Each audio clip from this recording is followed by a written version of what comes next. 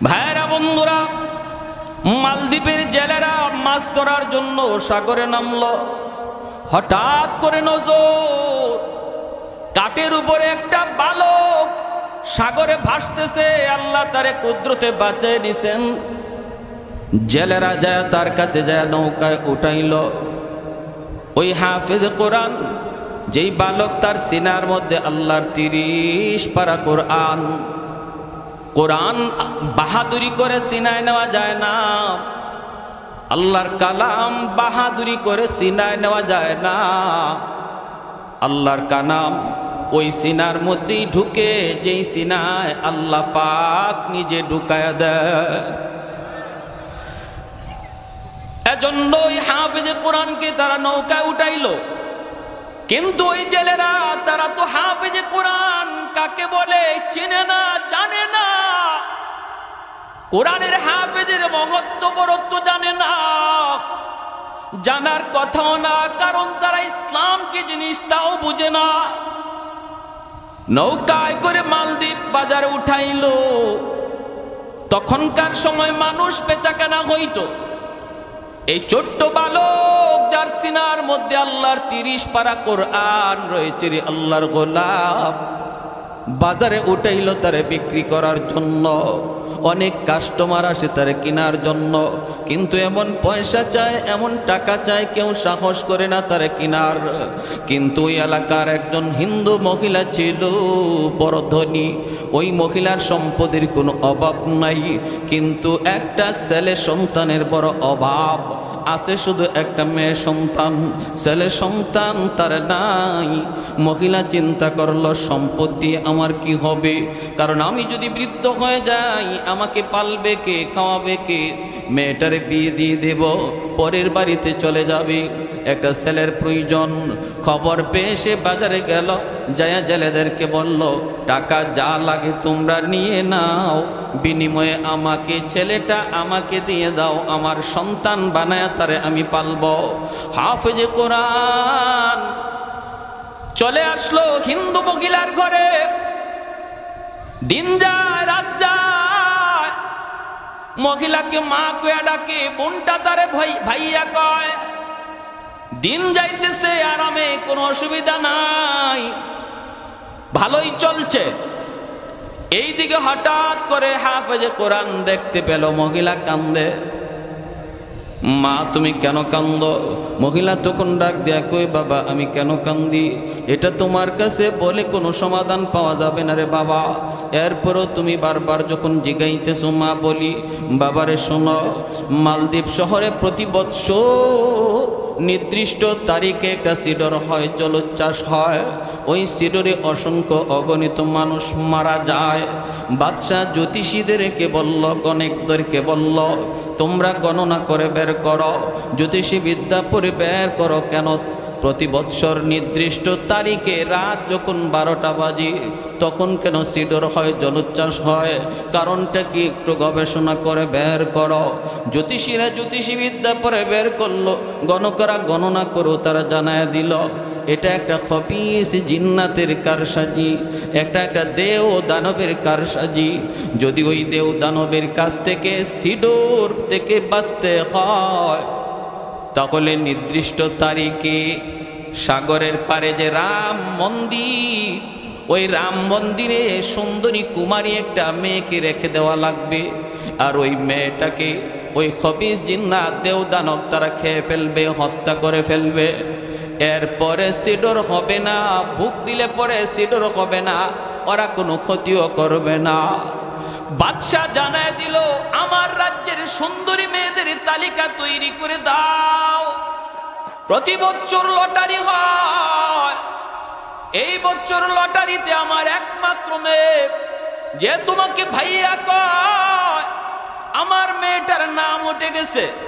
আমাকে নোটিশ দেওয়া হয়েছে, সন্ধ্যা হলে সরকারি সৈন্য আমার দরজার সামনে হাজির হবে, হইয়ে আমার মেয়েটাকে তারা জোরপূর্বক নিয়ে যাবে। বাবা জন্য কাঁদতেছি, বাবা বলো না, আমি তো একজন মা, মা জানে সন্তানের দরদ। আজকে যেই মেয়েটারে এত আদর করে, এত সোহাগ দিয়া নিজের হাতে বড় করলাম, চোখের সামনে মেয়েটা আজকে কোরবানি হবে, চোখের সামনে মেয়েটা আজকে মৃত্যুর ঘাটে যাবে, আমি মা কেমনে সেটা সই? এজন্য আমি কাঁদতেছি। হাফেজে কোরআন তখন কয়, মা গো টেনশন করো না মা, তুমি কোনো টেনশন করো না। যদি এটা খবিস জিন্নাতের কারসাজি হয়, দেওদানবের কারসাজি হয়, দেওদানবের চেয়েও পাওয়ারফুল শক্তি আল্লাহ আমার সিনার ভিতরে রেখে দিয়েছে। সমাধান দিব আমি, সমাধান দিব আমি, কোনো টেনশন নাই। আমার বোনের কোনো ক্ষতি করতে দেব না। মা তুমি ভয় পেও না, ভয় পেও না। মায় কই, বাবা তুমি কেমনে কি করবা? হাফেজে কোরআন কয়, মা আমার বোনটারে নানার বাড়িতে পাঠায় দাও, আর বোনের জামা কাপড় পরাইয়া পালঙে আমারে মেয়ে লোক বানায় বসায় দাও। আমার দাড়ি উঠে নাই, মুছ উঠে নাই, আমাকে দেখলে ওরা বুঝবে না আমি যে একটা ছেলে। মেয়ে লোকের পোশাক পরে যদি আমি বসা থাকি, আমাকে ওরা মেয়ে লোক মনে করে নিয়ে যাবে। নিয়ে যাক, তারপরে যা হয় আমি সেটা বুঝবো। মা তখন কান্দে, না রে বাবা না, বড় আশা করে তোমাকে এনেছি, না তোমাকে আমি হাতছাড়া করতে পারবো না। তুমি যদি চলে যাও, তোমার যদি কোনো ক্ষতি হয়, আমি মা কাকে নিয়ে স্বপ্ন দেখব, কাকে নিয়ে আমি বাঁচব? মা যেতে দেয় না, মা প্রস্তাবে রাজি হয় না। কিন্তু হাফেজে কোরআন কয়, মা গো কেন তুমি টেনশন করো গো মা? আমি কথা দিলাম আমার বিন্দু পরিমাণ কোনো ক্ষতি হবে না, হতে পারেই না, কারণ আল্লাহর 30 পারা কোরআন আমার সিনা। উলফত মে বরাবর কে ওফা হো কে জফা হো, उल्फत में बराबर के वफा हो के जफा हो, हर चीज में लज्जत गया कर दिल में मजा हो, हर चीज में लज्जत गया कर दिल में मजा हो। एक चश्म ज़दन गाफिल अज़ा शाख नबाशी, शायद के निगाहे को नदा गाह नबाशी, शायद की निगाहें को नदा गाह नबाशी। तो दिल में तो आता है समझ में नहीं आता, बस जान लिया मैं तेरी पहचान यही है, बस जान लिया मैं तेरी पहचान यही है। एक तो जोरे बोली अल्लाहु अकबर, মুসলমানের আওয়াজে বলি আল্লাহু আকবার। ভাইরা বন্ধুরা, কোরআনের পাওয়ার আসেনি না নাই? আর একটু জোরে কোরআনের শক্তি আসেনি না নাই? আল্লাহর কালামের পাওয়ার আসেনি না নাই? প্রমাণ হবে, প্রমাণ হবে। ভাইরা বন্ধুরা, মহিলা কান্দে কয়, না না বাবা, আমি তোমাকে হাতছাড়া করব না। তোমার যদি কোনো ক্ষতি হয়ে যায়, আমি মা কাকে নিয়ে স্বপ্ন দেখব? না বাজান, আমি রাজি না। কিন্তু ছেলে বলতেছে, মা টেনশন করবা না, টেনশন করবা না, কোনো ক্ষতি আমার হবে না। বোনটারে নানার বাড়ি পাঠায় দাও, নানার বাড়িতে পাঠায় দাও। ভাইরা বন্ধুরা, নানার বাড়ি পাঠায় দিল। ছেলেটারে বোনের কাপড় পরাইয়া, মেয়ে লোকের কাপড় পরাইয়া পালঙে বসায় রাখলো। এইদিকে সন্ধ্যার টাইম, যেই মাত্র সরকারি ফৌজ দরজার সামনে এসে নক করেছে, এমনি মহিলা দরজা খুললা দেখি সরকারি ফৌজ। মহিলা তো আল্লাহ চিনে না, কোরআন চিনে না, কোরআনের মহত্ব বরত্ব জানে না, ঠিক কিনা? আল্লাহর কোরআনের সংস্পর্শে আর সোহবতে যারা আয়, তারা কোরআনের পাওয়ার জানে। যারা কোরআনের কাছে আয় না, তারা কোরআনের পাওয়ার জানে না, চিনেও না, ঠিক কিনা? আল্লাহর কোরআনের পাশে যারা আয়, সংস্পর্শে আয়, সোহবতে আয়, তাদের মধ্যে কোরআনের আসর যায় পড়ে। আল্লাহর কোরআন যেই কাপড়ের সাথে লাগে, ওই কাপড়টা দামি হয়ে যায়। আল্লাহর কোরআন যেই কাঠের সাথে লাগে, কাঠটা দামি হয়ে যায়। 10,000 20,000 টাকা গজের কাপড় যদি পায়ে লাগে, আমাদের শরীর ঘামে না, পশম খাড়ায় না, ইন্না লিল্লাহ বলি না। কিন্তু আল্লাহর কোরআনের বস্তু নিয়ে যেই কাপড় দিয়ে বানানো হয়, ওই কম দামি কাপড় যদি আমার পায়ে লাগে সাথে সাথে কলিজা কেঁপে উঠি, সাথে সাথে আমি কপালে চুমুকাই, সাথে সাথে আমি আমার টুটে লাগাই। আমার ভাইরা বন্ধুরা, আল্লাহর কোরআনের পাশে যেই আসে সেই কোরআনের খাতিরে দামি হয়ে যায়।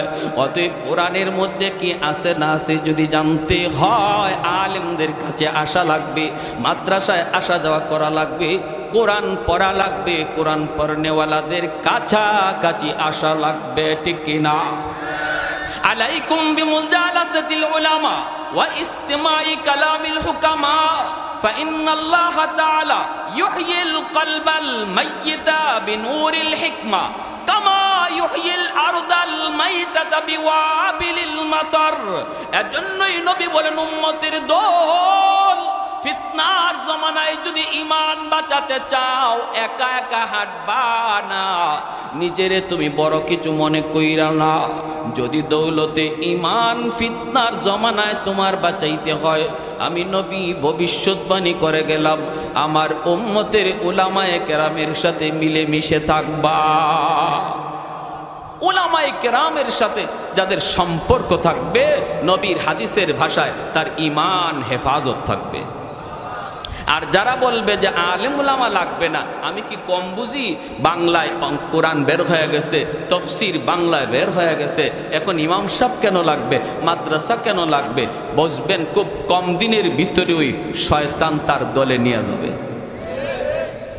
ভাই, যদি আপনি আলেম উলামার সাথে সম্পর্ক রাখেন, ইমানের ডাকাত যে আপনার লেবাস পরে, ইসলামী লেবাস পরে আসছে আপনার ইমান ডাকাতি করার জন্য, আপনি তারে চিনবেন না। উলামায়ে কেরামের কাছে রাডার আছে, রাডার।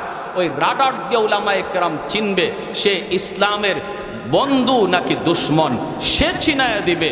যখনই আপনারে বলবে এভাবে হয় না, এভাবে করলে হয়, এভাবে নামাজ হয় না, এভাবে পড়লে নামাজ হয়, এভাবে জানাজা হয় না, এভাবে পড়লে জানাজা হয়, এভাবে জুম্মা হয় না, এভাবে পড়লে জুম্মা হয়, যত যা কিছু আপনারে বলবে, কখন বলবে?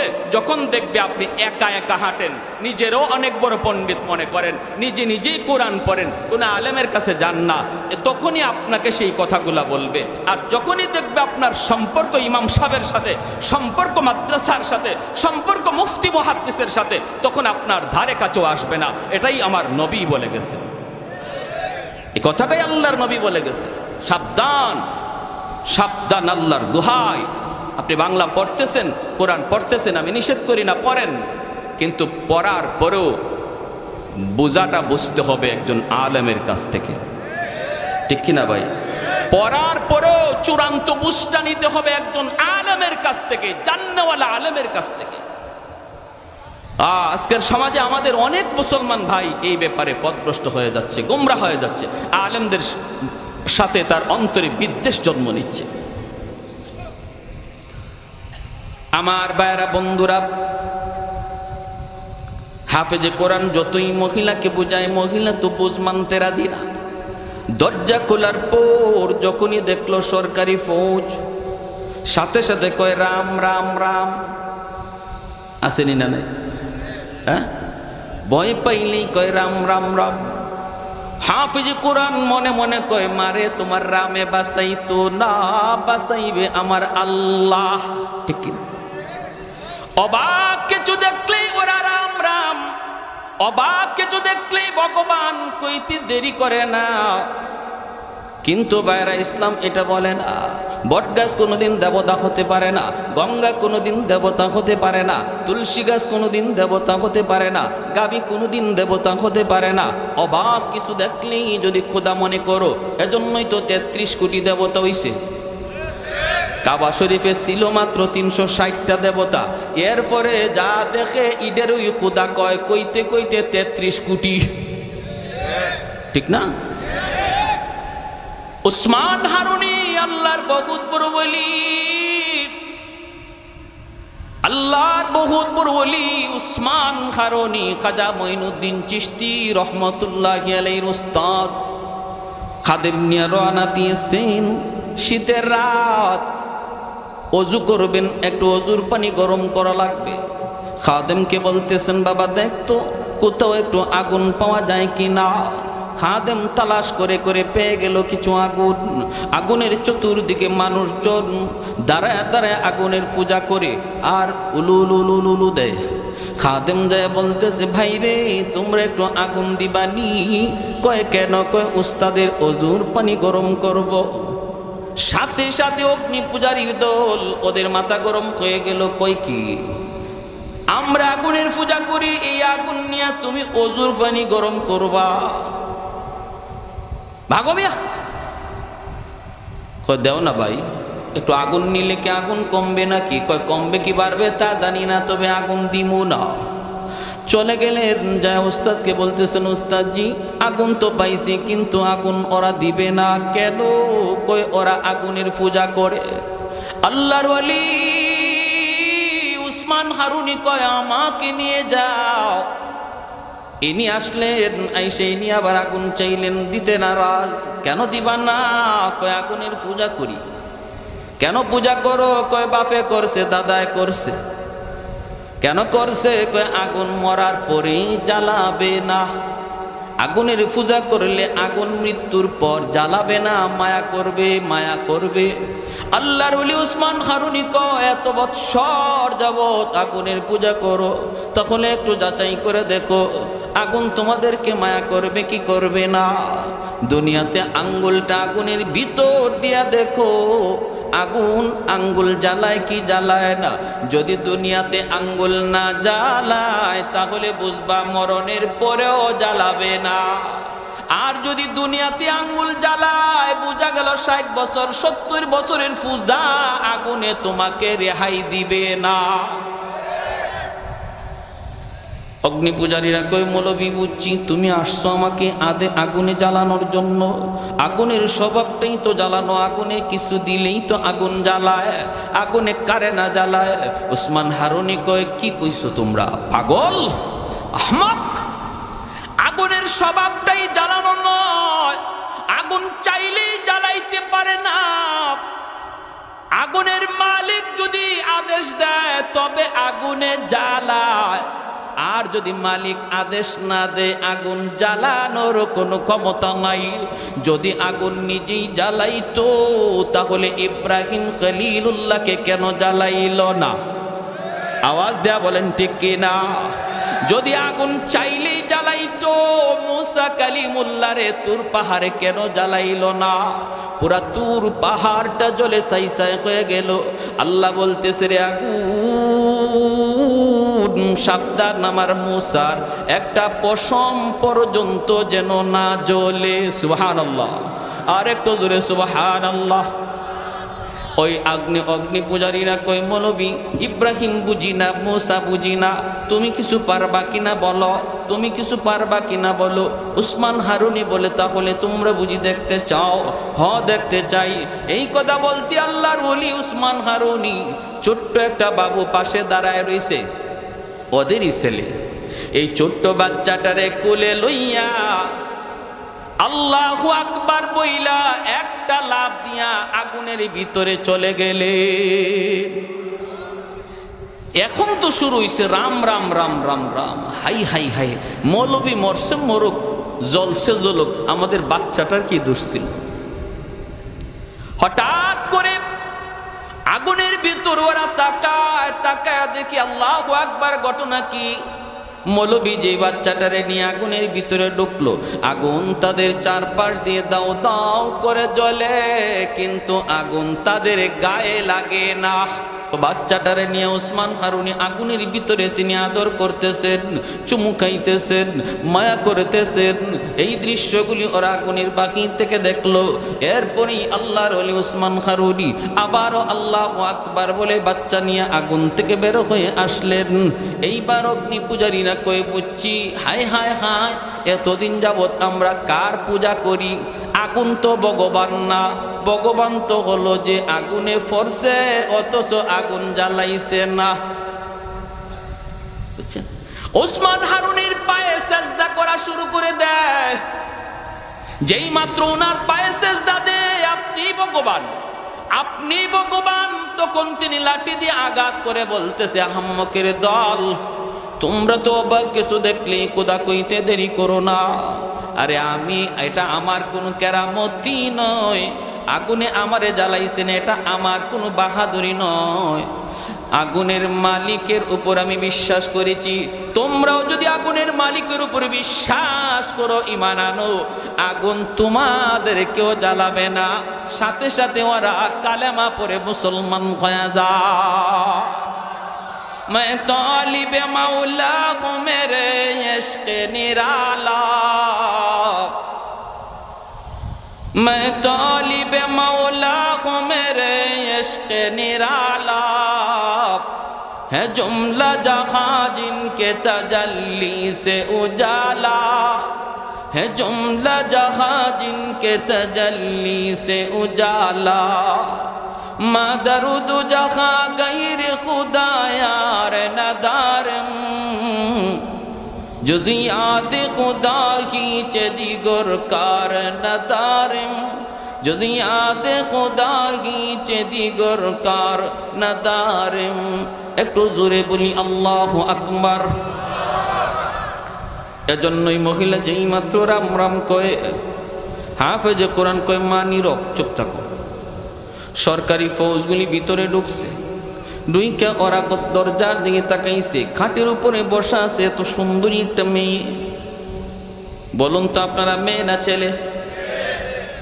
চেহারার মধ্যে মুছ নাই, দাড়ি নাই, কম বয়সে হাফেজে কোরআন বাংলাদেশে আসেনি না নাই?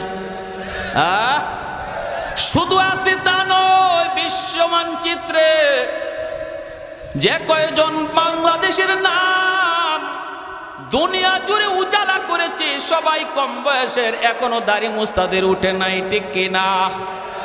বাংলাদেশের নাম সুনাম যারা বয়ে আনলো, তারাই হলো কোরআনের পাখি, এদেশের সম্পদ, ঠিক কিনা? দুর্ভাগ্য, দুর্ভাগ্য আমাদের কপাল পুরলো, যাদের খাতিরে দেশ বাংলার জমিনে মানচিত্রে পরিচিত হলো, আজকে তাদের কদর আমাদের সমাজে আর দেশে হয় না। আহা ভাইরা আমার, ওরাই নিজেরাই কয়, হায় হায় এত সুন্দর মেয়ে, এত সুন্দর মেয়ে তো কোনোদিন দেখি নাই, হায় রে এত সুন্দর মেয়েটারে আজকে আমরা বলি দিব। সুন্দর তো হবেই, কারণ দেশ হলো নবীর দেশ, নবীর দেশে যার জন্ম, চেহারা তো সুন্দর হবেই। নিয়ে যাইতেছে, নিয়ে যাইতেছে, নিয়ে যাইতেছে হাফেজে কোরআন। ভাইয়েরা বন্ধুরা, ওই যখন রাম মন্দিরে যায় রেখে দিল, মন্দিরে ঢুকার পরেই সে মেয়ে লোকের পোশাক খুলে ফেলবো, লুকায় সে তার নিজের পোশাক নিয়ে নিল, যায় নামাজটাও নিয়ে নিল। মন্দিরে ঢুকেই হাফেজে কোরআন যায় নামাজ বিছাইয়া আল্লাহর কুদরতি কদমে সেজদায় পড়ে গেল। জানালা দিয়া তাকায়, রাত যখন 12টা বাজবে, সরকারের পক্ষ থেকে পাগলা ঘন্টা বাজানো হবে, সিগন্যাল দেওয়া হবে, সিডুর হওয়ার সময় হয়ে গেছে, সবাই সতর্ক হয়ে যাও। যেই মাত্র 12টা বেজে গেল, হাফেজে কোরআন তাকায় দেখলো, ওই যে সাগর থেকে দেখা যায় বিশাল আকারে পানি উপরে উঠতেছে, পানির উপরে আবার আগুন দেখা যায়। সাথে সাথে সে আল্লাহর কোরআনের সূরা ইয়াসিন তিলাওয়াত শুরু করে দেয়। তিলাওয়াত শুরু করে আর কয়, মালিক আজকে প্রমাণ হবে, প্রমাণ হবে দেও দানবের পাওয়ার বেশি নাকি তোমার কোরআনের পাওয়ার বেশি। আজকে প্রমাণ হবে সিডরের পাওয়ার বেশি নাকি তোমার কোরআনের সূরা ইয়াসিনের পাওয়ার বেশি। বাইরা বন্ধুরা, যেই মাত্র পানিটা আসতেছে দানবের রূপ ধারণ করে, সাথে সাথে সূরা ইয়াসিন পড়ে সে একটা ফু দিল। ফু দেওয়া মাত্রই আল্লাহ পাক রব্বুল আলামিন ওই সূরা ইয়াসিনকে অ্যাটম বোমার মতো শক্তিশালী বানায়া পাহাড়ের মতো উঁচু হওয়া পানির মোকাবেলায় আল্লাহ পাঠায় দিলেন। আল্লাহু আকবার, জোরে বলেন। পানির মোকাবেলায় আল্লাহ পাক পাঠায় দিলেন। ভাইরা বন্ধুরা, আল্লাহর কালামের আসর আসেনি না নাই? আল্লাহর কালামের আয়াতের আসর আসেনি না নাই? বিবারিয়ার হুজুর রাহিমাহুল্লাহ, ফখরে বাঙ্গাল রাহিমাহুল্লাহ, ওনাকে একদিন এক নাস্তিক কয়, হুজুর হুজুর মানুষে আই আপনাদেরকে কয় হুজুর একটু ফু দেন, ফু দেন, ফু দেন। এই যে ফু দেন, একটা বাতাস ছাড়লেন, এটা কি হইল? এভাবে মানুষদেরকে আপনারা ধোঁকা দিয়ে আর কতদিন চলবেন? ওইটা ওই বর্তমান নাস্তিকদের সাথে মিল আসেনি না নাই? হ্যাঁ, কয় জান্নাত জাহান্নাম করতে গিয়ে আসলো। জান্নাত জাহান্নাম তো হইব কিয়ামত আর পরে। হুজুরে যে মেরাজের ওয়াজ করতে গিয়ে জান্নাত জাহান্নামের কথা বললো, জান্নাত জাহান্নাম তো আল্লাহ বানাইছে ওই না, নাউজুবিল্লাহ। কর কেমন পণ্ডিতের পণ্ডিত বুঝেন। আবার কয় হুজুর মেরাজে গেছেন, এই সময় আপনি এই কি পাইলেন কোত্থেকে? এই সময় তো কোরআনই নাজিল হয় নাই। কেমন পণ্ডিত, কোরআন কখন নাজিল হইছে এটাই জানে না, আর আসছে একজন মুফতি সাহেবের, একজন মুহাদ্দিস সাহেবের ভুল ধরার জন্য। এই নাস্তিকও কয় হুজুর এই মানুষ একটু পানি ভরা চায়, আর আপনারা পানি ফু দেন অথবা গায়ে ফু দেন, এই যে একটা বাতাস দিলেন, এই ধোঁকাবাজি করে আর কতদিন চলবে? নাউজুবিল্লাহ, জোরে কন। হুজুর বলতেছে আমি কোরআনে আয়াত পুরে ফু দেই, এতে কিছু হয় কি হয় না এটা তোমার বুঝে আসে না। কয় না, এটা একটা বাতাস, ফু দিলেন বাতাস, এটা কি হবে? আল্লাহর ওলি ফখরে বাঙ্গাল রহমতুল্লাহ আলাইহি বলেন, তুমি বুঝবা কেমন করে? তুমি তো একটা জারজ সন্তান, তোমার তো বাপেরই ঠিক নেই। যে এই কথা বলছেন হের চেহারা লাল হইয়া বডি ফুলে গেছে, হাত পা গুছাইতেছে, হুজুরে এখনই ধরবে। মৌলবী এত বড় কথা আমারে বলছো, পুরা বডি ফুলে গেছে গুসায়, চেহারা লাল হয়ে গেছে, মানুষজন জমা হয়ে গেছে। মানুষ কয় রাখ রাখ রাখ, কি হয়েছে? কি হয়েছে কয় না। মৌলবী আমরা কইল কি? হুজুর কি কইছেন? হুজুর কয় আমি তারে কইছি হে একটা জারজ সন্তান, একটা হারামজাদা, ওর বাপের ঠিক নেই। মানুষে কয় হুজুর আপনি অত বড় একজন হুজুর, হুজুর এই গালিটা কেমনে দিলেন? হুজুর বলতেছে হাইসা হাইসা হুজুর কয় আমি যে তারে গালি দিছি মূলত গালি না, আমি তারে জবাব দিছি, জবাব। সে যা জানতে চাইছে ওটা জানাইছি। কেমন? হে জানতে চাইছে যে আমরা যে কোরআনের আয়াত পড়ে ফু দেই, এই ফুতে কি হয়? ফু তো একটা বাতাস, এই বাতাসে তো কিছু হওয়ার কথা না, আমরা নাকি এরকম ফু ফা দিয়ে ধোঁকাবাজি করি, এটা বুঝাইছে তারে। কেমনে বুঝাইছেন? বুঝো না তোমরাও? আমি যে ওরে হারামজাদা বলছি, এটা একটা বাতাস ছাড়ছি, বাতাস। কি ছাড়ছি? ভালো করে বুঝছেন? তারে কি মারছি? না। তারে কি ইটা মারছি? না। তারে কোনো ধরনের টাচই আমি করি না, শুধু একটা বাতাস ছাড়ছি। এই বাতাসটাও একটা নাপাক বাতাস, একটা গালি। এতে করে দেখেন তার চেহারা লাল হয়ে গেছে, তার বডি ফুলে গেছে। একটা নাপাক বাতাসে যদি এমন আসর থাকে, তার চেহারাটারে ফুলাইয়া দেয়, বডিটারে লাল করে দেয়। কোরআনের আয়াত পাক, কোরআনের আয়াত করে বাতাস দিলে যে আসর করে, এটা বুঝাইবার লাগে তারে গালিটা দিছি। বুঝে আসছে? আপনারা বুঝছেন না? নুরউদ্দিন ঘরপুরি রহমতুল্লাহ আলাইহি সিলেটের, আমাদের সিলেটের বহুত বড় একজন আল্লাহর ওলি ছিলেন। হুজুরের শনি মঙ্গলবারে ফু দিতেন, পানি ফোড়া দিতেন, পানি ফোড়া। তো মানুষজন এরকম পানি নিয়ে যাইতো, তো হুজুর অনেক ব্যস্ত থাকতেন। এজন্য মাঝে মাঝে করতেন কি, মাদ্রাসার সামনে একটা পুকুর ছিল, হুজুরে ওই পুকুরের মধ্যে ফু দিয়া চলে যেতেন, আর মানুষকে বলতেন তোমরা পুকুর থেকে পানি নিয়ে যাও। তো হুজুরে পুকুরে ফু দিয়া চলে গেছেন, মানুষে পুকুর থেকে ওই বোতল ভরে ভরে পানি নিয়ে যাইতো, কাজ হয়ে যেত। এমন একদিন এক লোক আসছে হুজুরের খুব মহব্বতের, খুব মহব্বতের, এরকম একটা কাচের জগ, এই কাচের জগ নিয়ে আসছে। অসুবিধা হইতেছে আপনাদের? এরকম কাচের জগ ভরা পানি নিয়ে আসছে। আয়সা বলতেছে হজরত আমার একটু একটু পানি ফোড়া, হুজুর একটা ফু লাগবে। হুজুর বলতেছে কেন? আমি তো পুকুরে দিয়ে আসলাম, তুমি পুকুর থেকে নিয়ে যাও। হুজুর আমার কেমন কেমন, হুজুর আমার এটাতে দিয়া দেন, এত বড় পুকুর, ফু দিছেন এক কোনায়, ওই জায়গায় ফু লাগে নাই না লাগছে এটাও জানি না। কোন ভাই ফু গেছে আর কোন ভাই গেছে না। আমি কোত্থেকে পানি নেব হুজুর, আমার জগটার মধ্যে একটা ফু দিয়া দেন। হুজুর বলতেছে, ও আমার ফু পুকুরের কোন দিকে গেছে আর কোন দিকে গেছে না এটা তোমার একই নইতেছে না, তোমার জগে ফু দিতাম। তো ঠিক আছে, জগ ধরো, কাচের জগ তুমি ধরো, আমি ফু দেই। কাচের জগটা এইভাবে ধরে, আমাদের উস্তাদরা পাশে দাঁড়ানো, সবাই দেখতেছে, এই কাচের জগটা সেইভাবে ধরে রাখছে, আর হুজুর একটা ফু দিছেন। ফুটা দেওয়ার সাথে সাথে কাচের জগ টাস টাস করে ভেঙে পড়ে গেছে। কিসের পানি?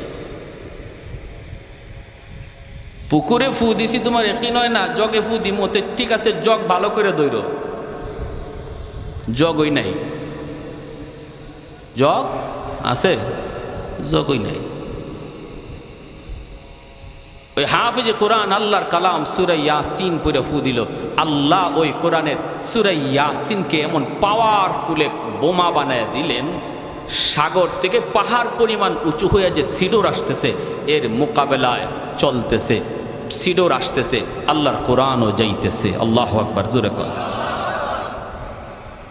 আমার ভাইয়েরা বন্ধুরা,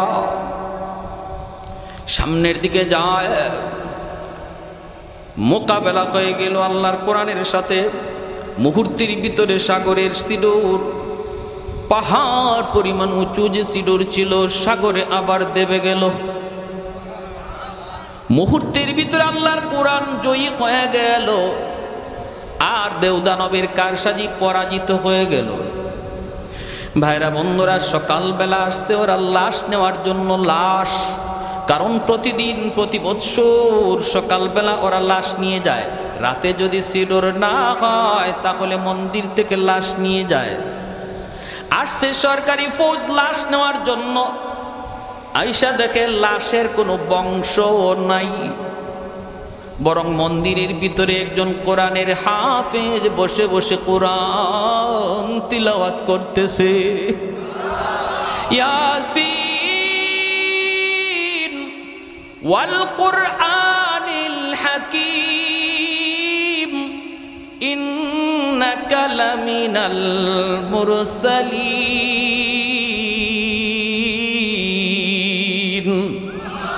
আল্লাহর কোরআন পড়তেছে। সরকারি ফৌজরা ঈশা কয়ে, কি রে বেটা তুমি এখানে কি করো? লাশ কোথায়? হাফেজ সাহেব কয়ে, লাশ কোথায় পাইবা? লাশ কোত্থেকে আসবে? কয়ে, কেন? গতকাল যেই মেয়েটাকে আমরা রেখে গেলাম এই মেয়েটার লাশ নেওয়ার জন্য এসেছি। হাফেজ সাহেব কয়ে, মেয়ে তোমরা আনো নাই, আমারই তোমরা আনছ। ফৌজরা কয়ে, কও কি তুমি? বলে, হ্যাঁ, আমাকে তোমরা নিয়ে আসছো। আমার বোনকে নানার বাড়ি পাঠায় দিছি। যারে তোমরা মনে করো মেয়ে, সে তো নানার বাড়িতে পিঠা খায়, আর আমি তো আমার বোনের জামা কাপড় পরে বসেছিলাম। আমাকে মেয়ে লোক মনে করে তোমরা নিয়ে আসছো। কই, তাহলে সিডোর যে হলো না, তুমি যে মরলা না, ঘটনা কি? হাফেজ সাহেব কয়ে, তোমরা কি মনে করো গো?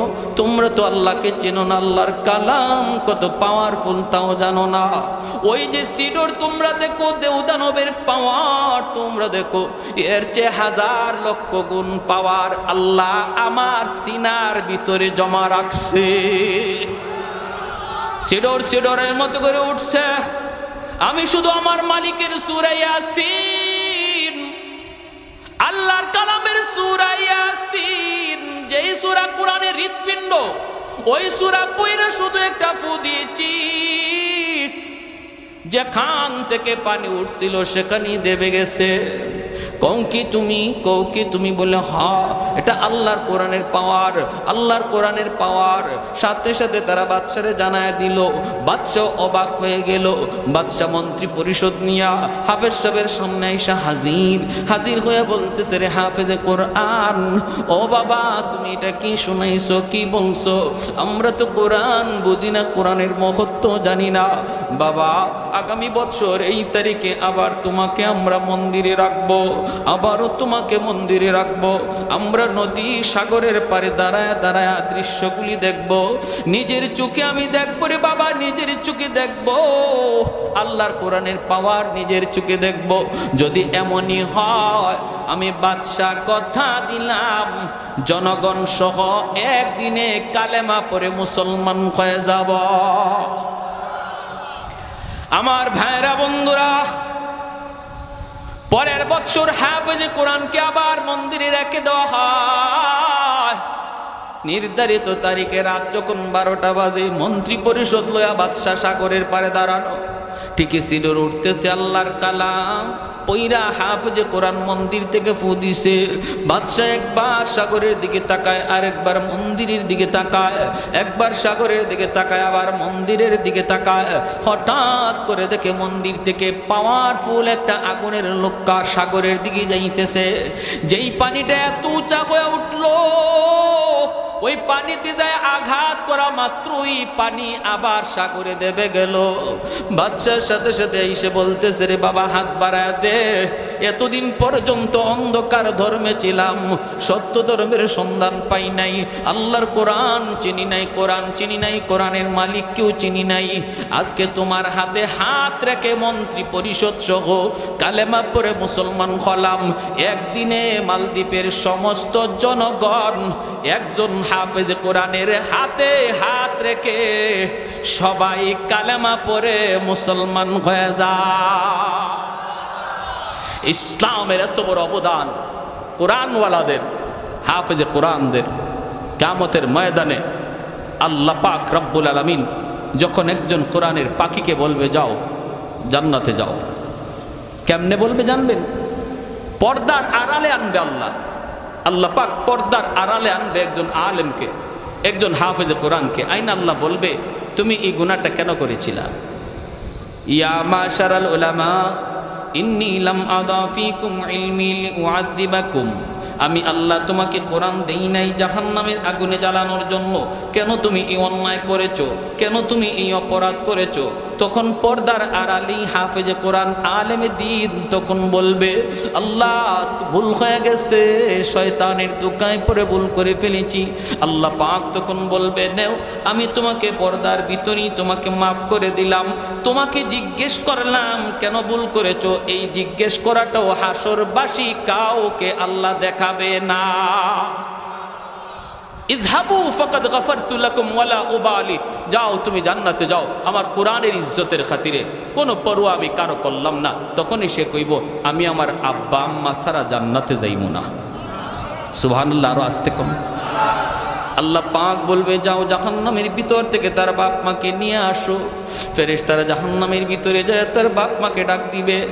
বাপ মা যখন উঠে আসবে তখন তার দাদা দাদি নানা নানি তার বাপ মাকে ধরবে, ধরে বলবে, বাবা রে তোমরা তোমাদের সন্তানের সুপারিশ আসছে আজকে জান্নাতে যাইতেছো, জাহান্নাম থেকে মুক্তি পেয়ে গেছো। কিন্তু আমরাও তো তার দাদা, আমরাও তো তার নানা নানি কম আদর করি নাই, আমরাও জাহান্নামে আজকে আগুনে জ্বলতেছি।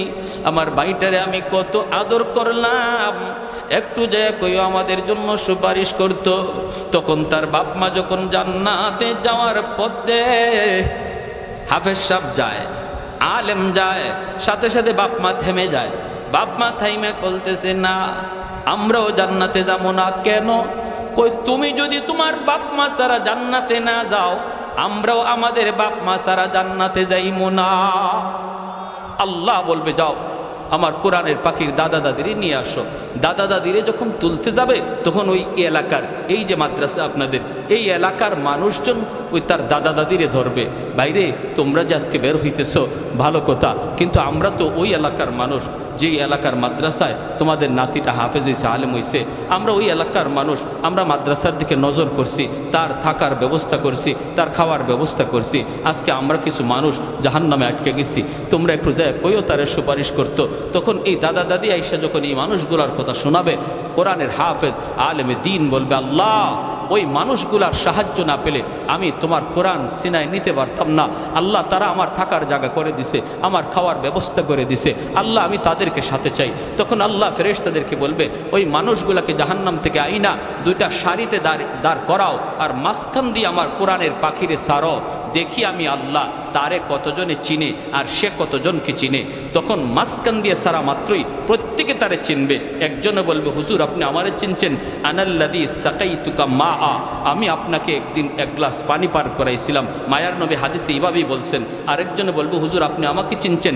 আনাল্লাযী ওয়াহাবতু লাকা ওযুআ, আমি আপনাকে একদিন এক বদনা ওযুর পানি দিছিলাম। মুহাদ্দিসিনে কেরাম হাদিসের ব্যাখ্যায় লিখেন, নবী এই দুই কথা বলে শুধু দুইজনকে বুঝাইলেন না, এইভাবে অসংখ্য মানুষজন সহযোগিতার কথা ইয়াদ করাইয়া দিবে, আর তখন তার ইয়াদ হয়ে যাবে। আল্লাহ বলবেন, আমার কোরআনের পাখির যতজনে চিনতেছে আর সে যতজনকে চিনতেছে সব সহ জান্নাতে দিয়ে দাও। যেরকম সুবহানাল্লাহ। প্যারে হাজিরিন, তাহলে বলুন মাদ্রাসার সহযোগিতা করলে লাভ আসেনি না নাই? একজন ছেলেকে, সন্তানকে, নাতিকে কোরআনের হাফেজ আলেম বানাইলে লাভ আসেনি না নাই? হ্যাঁ, 10 জন মার্কামারা জাহান্নামীরে একজন হাফেজ সুপারিশ করে জান্নাতে নিয়ে যাবে। মা বাবা, দাদা দাদি, নানা নানি, শ্বশুর শাশুড়ি। আরেকজন হইল যেই বাড়ির সে খাইয়া হাফেজ সাহেব হইছে, অথবা যিনি তারে সারা বৎসর খাওয়াইয়া হাফেজে কোরআন বানাইছে, ওই বাড়ির লদিং মাস্টার নেই। এই কথাটা আল্লামা কাশ্মীরি রহমতুল্লাহ আলাইহি তার কিতাবে হাদিসের ব্যাখ্যায় লিখছেন। অনেক মুহাদ্দিসিনে কেরাম লিখছেন যে মা বাবা, দাদা দাদি, নানা নানি, শ্বশুর শাশুড়ির সাথে ওই দুজন মানুষও যাবে যারা তারে হাফেজ বানাইছে খাওয়ায়া। প্যারে হাজিরিন, আল্লাহর জান্নাতে হাজারো কোটি মানুষও যদি আল্লাহ পাক জান্নাতে দিয়া দেয়, তবু আল্লাহর জান্নাতের কোনো কমতি হবে না। বরযাত্রী যেভাবে বরের সাথে ঢুকে, এইভাবে মানুষজন আলেমের সাথে জান্নাতে ঢুকবে। সুবহানাল্লাহ।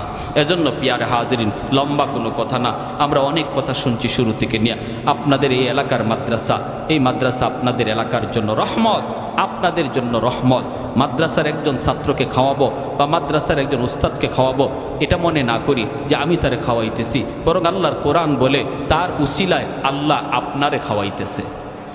মাদ্রাসার একজন ছাত্রের উসিলায় আল্লাহ আমারে খাওয়াইতেছে, আমি তারে খাওয়াইতেছি না। ওয়ানুনাজ্জিলু মিনাল কুরআন মা হুয়া শিফাউন ওয়া রাহমা ওয়া রাহমাতুল লিল মুমিনিন। কোরআন রহমত, মাদ্রাসা রহমত, হাফিজ কোরআন রহমত। যেই ঘরে একজন হাফেজ খায়, এই ঘরে রহমত নাজিল হয়। তার খাতিরে আল্লাহ সবাইরে খাওয়ায়। আর হাজিরিন, এজন্য ছোট ছোট বাচ্চাগুলিকে কদর করি। দেখতেছি আমরা ছোট্ট বাচ্চা, কিন্তু আল্লাহর নবী বলেছেন তার কদর কি পরিমাণ। আসমানের ফেরেশতারা দেখতেছে তার কদর কি পরিমাণ। আমি দেখতেছি ছোট বাচ্চা। এজন্য মাদ্রাসার ছোট বাচ্চাগুলিকে নাম ধরে না বলবো, মৌলভী সাহেব বলবো, মিয়া সাহেব বলবো, তারা একটা সুন্দর নাম ধরে ডাকবো। আর বাচ্চা মানুষ দোষ হবেই, ভুল হবেই, দুষ্টামি করবেই। কারণ শয়তান সবচেয়ে বেশি সময় দেয় একজন মাদ্রাসার ছাত্রের পিছনে। কারণ তার জীবনের সবচেয়ে বড় সফলতা, শয়তানি জীবনে সবচেয়ে বড় সফলতা যদি একজন মাদ্রাসার ছাত্ররে মাদ্রাসার লাইন থেকে আউট করতে পারে। কলেজের ছাত্রের পিছনে শয়তান এত সময় দিবে না, স্কুলের ছাত্রের পিছনে শয়তান এত সময় দিবে না যত সময় দিবে একজন মাদ্রাসার ছাত্রের পিছনে। এজন্য কিছু দুষ্টামি হবেই, কিছু দুষ্টামি করবেই। এগুলো আমরা মায়ার নজরে দেখব, ঠিক কিনা? যদি কোনো দৃষ্টিকটুর কোনো বিষয় আমরা দেখি যার দ্বারা মাদ্রাসার বদনাম হতে পারে, তখন সেটা চায়ের দোকানের সমালোচনা না করে আমরা মাদ্রাসায় এসে যেটা সমাধান হয় এভাবে আমরা বিষয়টা আলোচনা করব। আমি যদি চার দোকানে মাদ্রাসার বদনাম করি আর আমার বদনাম শুনে একজন মানুষ যদি তার ছেলেকে মাদ্রাসায় ভর্তি করা থেকে বিরত হয়ে যায়, যে মাদ্রাসায় যদি এমনই হয়, পোলারে নিয়ত করছিলাম মাদ্রাসায় পড়াবো আর পড়াবো না, আপনার কথার কারণে যদি একজন বাবা তার সন্তানকে মাদ্রাসায় দেওয়া থেকে ফিরাইয়া নিয়ে আনে, কিয়ামতের ময়দানে আল্লাহর দরবারে আপনার মতো এত বড় আসামি আর কেউ হবে না, এত বড় আসামি আর কেউ হবে না। এজন্য মাদ্রাসার মহব্বত দিলের ভিতরে তারই আছে যে ছাত্রদেরকে মহব্বত করে, উস্তাদদেরকে ভালোবাসে, মাদ্রাসার প্রতিটা ইটকে ভালোবাসে। যদি কোনো দোষ দেখে সেটা সমাজের মানুষের কাছে সেটা সমালোচনা না করে, অফিসে এসে উস্তাদের কানে কানে সেটাকে শুধরানোর নিয়তে বলে দেয়, বোঝা গেল তার দিলের ভিতরে সত্যিকার অর্থেই মাদ্রাসার মহব্বত রয়েছে। আল্লাহ আমাদের সবাইকে এই বিষয়গুলো বুঝার এবং মানার তৌফিক আল্লাহ সবাইকে দান করুন। পরিশেষে এই মাদ্রাসাকে আল্লাহ কবুল করুন, মাদ্রাসার ছাত্র উস্তাদ সবাইকে আল্লাহ কবুল করুন, মাদ্রাসার কমিটি সহ যারা মাদ্রাসার সহযোগিতা এলাকাবাসী সবাইকে আল্লাহ মাদ্রাসার খাতিরে কবুল করুন। সবাই বলি আমিন। ওয়া আখির দাওয়ানা আনিল হামদুলিল্লাহি রাব্বিল আলামিন। আল্লাহুম্মা ওয়া তারহামনা লানাকুনান্না মিনাল খাসিরিন। রব্বিরহামহুমা কামা রব্বায়ানি সগীরা রব্বিরহামহুমা কামা রব্বায়ানা সগীরা। রব্বুল আলামিন কুদরতি নজরে, মায়ার নজরে একটু তাকায় দেখো গো আল্লাহ, তোমার কতিপয় বান্দারা বসে বসে গভীর রাত পর্যন্ত কোরআনের কথা, আয় আল্লাহ তোমার নবীর কথা, তোমার নবীর নায়েব রাসূলদের কথা শুনতেছে। আমলখানা যদি পছন্দনীয় হয়, এর উসিলায় আমাদের জীবনের সব গুনাহ খাতাগুলি মাফ করিয়া দাও। আল্লাহ যারা হাত বাড়াইছি মালিক, জানি না কার জানি আদরের মা দুনিয়ায় নাই, কার জানি আদরের বাবা দুনিয়ায় নাই। ও মালিক, যার মা নাই সে জানে মা কত বড় নিয়ামত। যাদের মা আছে ঘরে গিয়া আম্মা কইয়া ডাক দেয়, আমার মতো যার মা নাই, মাসকে মাস বছরকে বছর চলে যায়, মা কইয়া ডাক দিতে পারি না। আয় মাওলাই কারীম, এখনো সন্তান যখন বাড়িতে আসার খবর দেয়, দুঃখিনী মা সারা রাত দরজার পাশে দাঁড়ায়া দাঁড়ায়া সন্তানের অপেক্ষা করে, যতক্ষণ পর্যন্ত সন্তান ঘরে না আসে মা ঘুমায় না। এমনও মা যারা আমরা হারাইছি গো আল্লাহ, মেহেরবানি করে সন্তানের হাতের দিকে তাকাইয়া মার কবরখানাকে জান্নাতের বাগান বানায়া দাও। আয় আল্লাহ, আদরের বাবা, যে বাবা বাড়ি বানায় দিয়া গেল, মাথার উপরে লাইট জ্বলে ফ্যান ঘুরে, বাবা যেই করে শুয়ে আছে, আলো নাই বাতাস নাই। আল্লাহ মা বাবার কবরে জান্নাতি বিছানা বিছায়া দিও, মা বাবার কবরে জান্নাতি আলো বাতাসের ব্যবস্থা করে দিও। এই মাদ্রাসার ডাইনে বামে সামনে পিছনে যত মুর্দে গান কবর দেশে শায়িত, আল্লাহ প্রত্যেকের কবরকে মাদ্রাসার খাতিরে তুমি জান্নাতের টুকরা বানায় দিও। আয় মাওলা কারীম, আদরের দাদা দাদি, নানা নানি, শ্বশুর শাশুড়ি, বিবি বাচ্চা, ভাই বোন, আল্লাহ প্রত্যেকের কবরকে জান্নাতের বাগান বানায় দিও। আয় আল্লাহ, যারা জীবিত আছে হায়াতে বরকত দিয়া দিও, বিশেষ করে আমাদের বিবি বাচ্চার হায়াতে বরকত দিও। আল্লাহ সন্তানগুলিকে নেককার দিনদার নামাজি সন্তান বানাও। এই মাদ্রাসায় যে বাচ্চাগুলি মা বাবা দূর দূরান্ত থেকে এখানে কোরআনের মহব্বতে দিয়ে দিছে, অনেক মাদ্রাসায় লইখা দেখি ছোট ছোট বাচ্চা, এই বাচ্চাগুলি এই বয়সে মার কোলে ঘুমাইতো, এই বাচ্চাগুলি বাবার কোলে ঘুমাইতো, মা তাদেরকে গোসল করায় দিত, খানা খাওয়ায় দিত, বিছানা বিছায় দিত। আজকে ওই বাচ্চাগুলি নিজের খানা নিজে উঠায়, নিজের বিছানা নিজে বিছায়, মালিক নিজের গোসল নিজে করে। মা ভালো খানা খাইতে পারে না, চোখের পানি জড়ায় জড়ায় মায় কান্দে। বাবা ভালো খানা খাইতে বসলে খাইতে পারে না, চোখের পানির ফুটা পড়ে। আমার বাচ্চাটা জানি মাদ্রাসায় কি খাইতেছে, কেমনে ঘুমাইতেছে। ও মালিক, যেই সকল বাপ মা দিনের জন্য এত বড় কুরবানি করছে গো আল্লাহ, তাদের সন্তানগুলিকে তুমি কোরআনের হাফিজ বানাও, তাদের সন্তানগুলিকে তুমি হাফিজ কোরআন বানাও, আলেমে দ্বীন বানাও। আয় আল্লাহ, বাপ মার মনের আশা পূরণ করে দাও। আয় আল্লাহ, এলাকার ঘরে ঘরে তুমি কোরআনের হাফিজ কবুল করে নাও। আয় আল্লাহ, ঘরে ঘরে কোরআনের হাফিজ কবুল করে নাও। এলাকার প্রতিটা মানুষকে মাদ্রাসার মুআফিক বানায় দাও, মাদ্রাসার প্রতি মহব্বত রাখার তৌফিক দাও। আয় মাওলাই করিম, যত হাজত গাইবি খাজানা থেকে পুরা ফরমাও। আয় আল্লাহ, আয় আল্লাহ, মাদ্রাসার কমিটিতে যারা আছে, সহযোগিতায় যারা আছে, আল্লাহ প্রত্যেকের এই মেহনতকে নাজাতের উসিলা বানায় দাও। আয় মাওলাই করিম, আয় আল্লাহ, ছাত্র উস্তাদ সবাইকে কবুল করো। আয় মাওলা, যারা অসুস্থ আছে আমাদের মধ্যে আল্লাহ সুস্থতার নিয়ামত দান করো।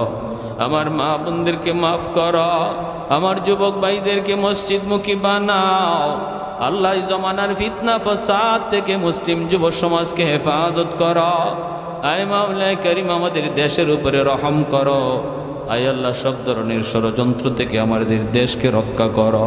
আল্লাহ বিশ্ব শান্তি ফিরায় দাও, যাবতীয় অশান্তি তুমি দূর করে দাও, হিংসা বিদ্বেষ দূর করে দাও, আমাদের পরস্পরে মিল মহব্বত বাড়ায় দাও। ওয়াসাল্লাল্লাহু তাআলা আলা খাইরি খালকিহি মুহাম্মাদিন ওয়া আলিহি ওয়া আসহাবিহি আজমাইন। আমিন আমিন বিরহমাতিকা ইয়া আরহামার রাহিমিন।